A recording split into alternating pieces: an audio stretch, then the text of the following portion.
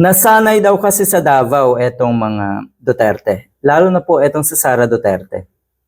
Diyan daw kasi sa Davao, yung mga constituents, yung mga Davaoenyo, kahit alam nila na sila ay winawalang hiya at ginagago na ng mga Duterte, tuwan-tuwa pa rin daw yung mga yan.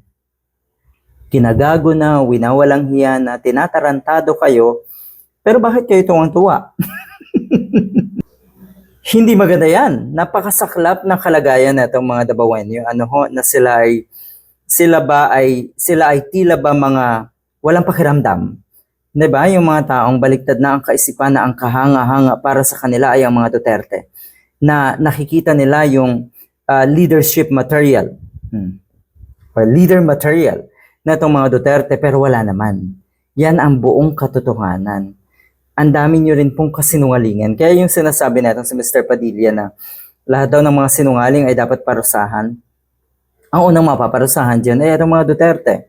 At syempre, idamay nyo na yung mga Davaoenyo. Kasi sa tingin ko, yung kasinungalingan na itong mga Davaoenyo ay naging normal na rin noong, or dahil nga sa pamamalakad na itong mga Duterte. Tungkol naman po sa confidential funds nga na itong si Sara Duterte, ng DepEd at ng OVP. Ito yung magandang term na ginamit. Sa laula, itong si Sara Duterte. Sinalaula mo. Yung liquidation ng confidential funds, halimbawa, testimonya ng Commission on Audit, makikita natin yung kawalang hiyaan talaga.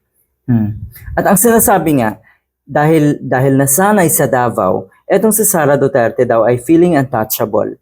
Liquidation sa confidential funds, sinalaula. Akala daw nila ay sila ay mga untouchable. Alam mong wala na sa pwesto at nakakulong na si Digong. Pero bakit ganun pa rin kalakas ang loob netong si Sara Duterte? Dahil siguro yan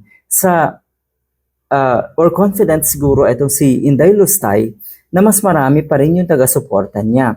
Ito na lang ang tignan natin, yung mga taga-suporta na itong si Sara Duterte, karamihan dyan or halos lahat dyan ay totoo na mga tanga at bobo. Yun ang nababasa rin natin. Yung iba dyan may mga dunong pero kailangan nilang magtanga-tangahan just to belong. Yung mga grupo na yan, kung ganun ang estado nila, wala silang power.